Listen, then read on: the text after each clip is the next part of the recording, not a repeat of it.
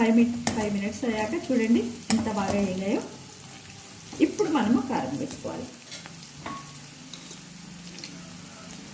కారం సరిపోయినంతండి, మీ ఇష్టం. నేనైతే కొంచెం ఎక్కువనే వేస్తున్నాను, కారంగా ఉంటాయి కాబట్టి.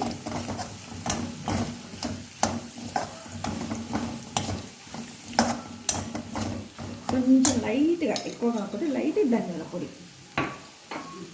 పొడి వేయడం వల్ల టేస్ట్ బాగుంటుందండి. ఎందుకంటే కొత్తిమీర టైపు ధనియాల పొడి, ఇది మనం ఫ్రై చేసి నేను ధనియాల పొడి యాక్చువల్లీ ధనియాలు కొంచెం ఫ్రై చేసి పొడి చేసి పెట్టుకుంటాను. ఇట్లా వీటికి వేయడం వల్ల ఎన్హాన్స్ అవుతుంది టేస్ట్, స్మెల్ అన్నీ. So evening snacks ready. మొలకెత్తిన శనగలు.